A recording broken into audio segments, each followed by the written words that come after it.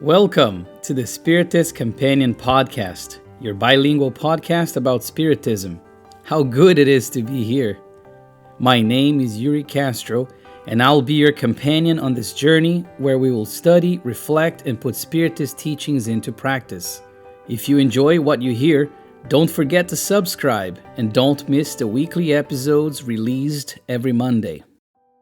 For this first episode, we're gonna talk about something truly foundational, how Spiritism came to be and why its teachings still resonate with so many lives around the world, even today.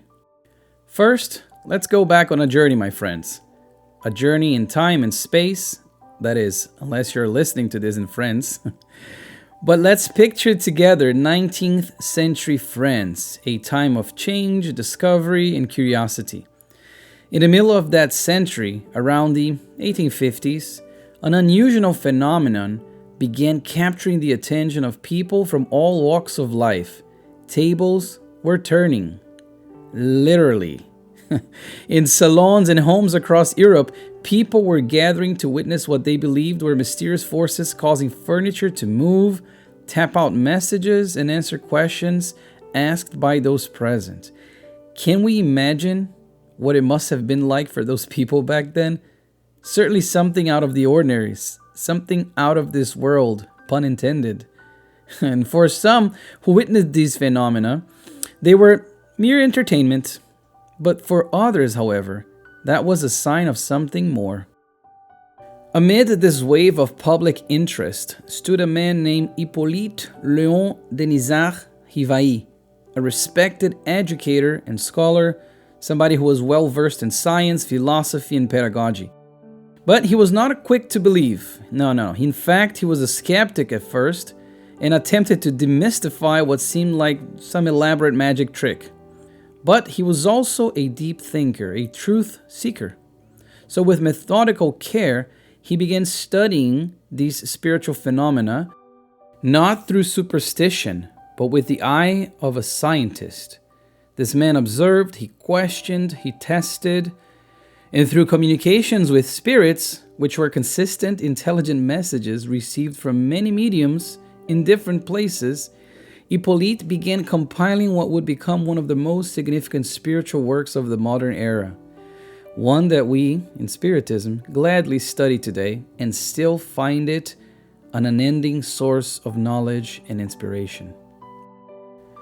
But Hippolyte wanted to keep things separate, as one would understand. It was then that he had the idea of studying and publishing, but under a pseudonym, Allan Kardec, a name he said to be linked to a previous incarnation of his in ancient times.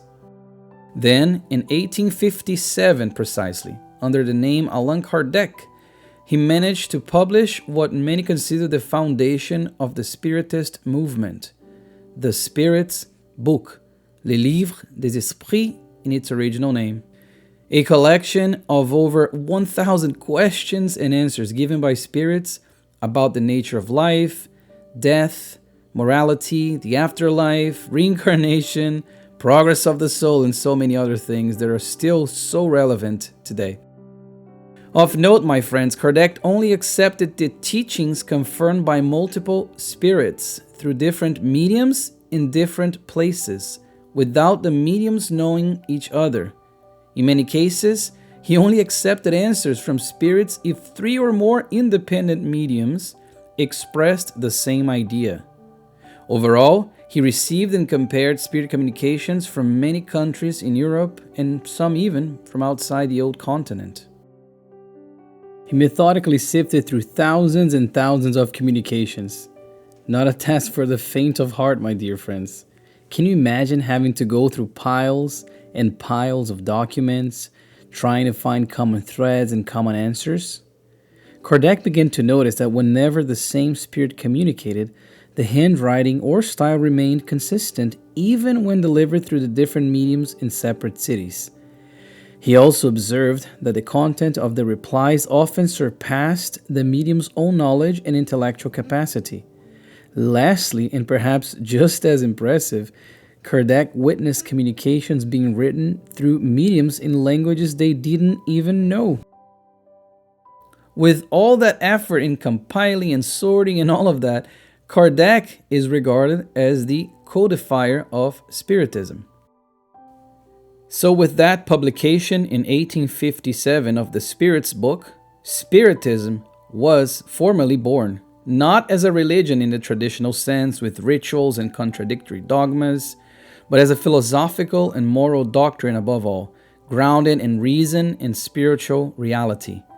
After that, Kardec still published many other important books, such as the Gospel According to Spiritism, the Medium's Book, Heaven and Hell, and Genesis. So some of you may be asking, what exactly is Spiritism? Can you give me a shorter version? Yes, my friends. In Kardec's own words, Spiritism is a science that deals with the nature, origin, and destiny of spirits and their relation with the corporeal world. It teaches us that we are immortal souls temporarily inhabiting physical bodies, learning, growing, and evolving through many lifetimes. Spiritism is not based on blind belief. No. Instead, it invites personal reflection, moral transformation, and rational faith. It tells us that the universe is not ruled by chaos, but by divine justice. That there is no eternal punishment, but rather eternal opportunity to grow, guided by the law of cause and effect.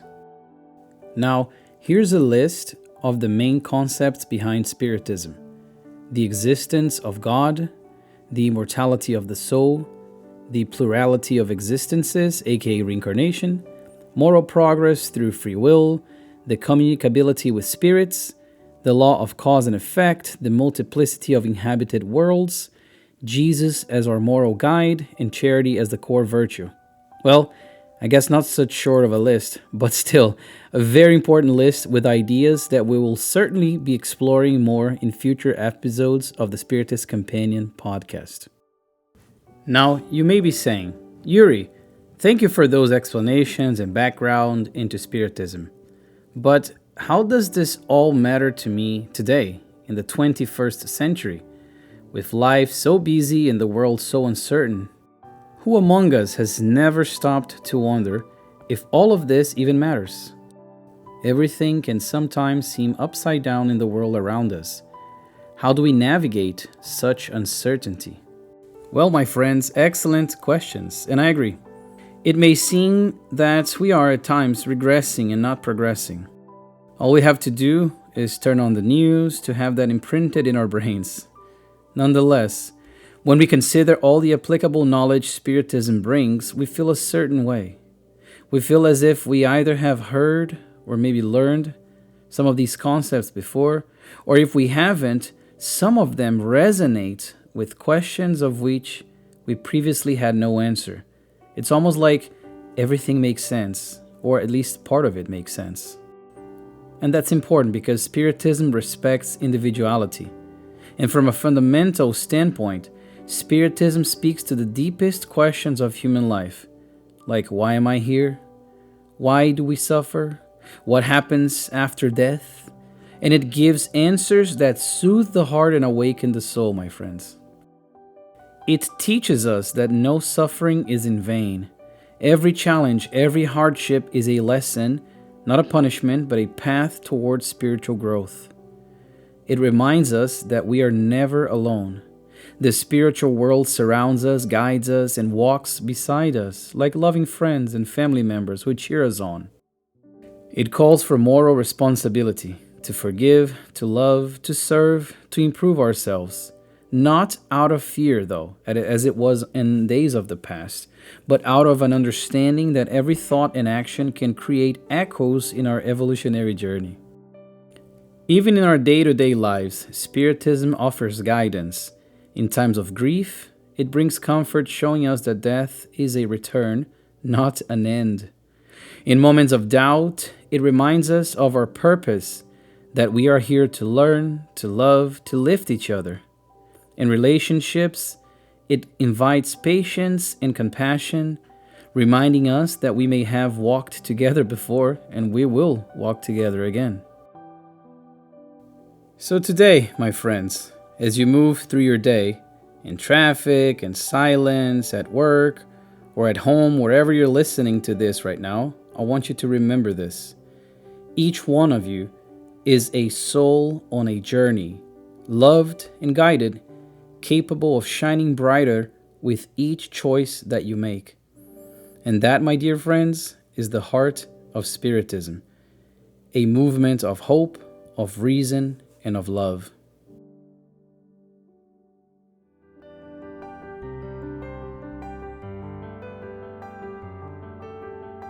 And with that, we reached the end of our meeting today, my friends. We went back to see the foundations of Spiritism, how it came to be, what it entails, and how it matters to us nowadays. I truly hope it was helpful, even if just a little. With fraternal love, your Spiritist companion.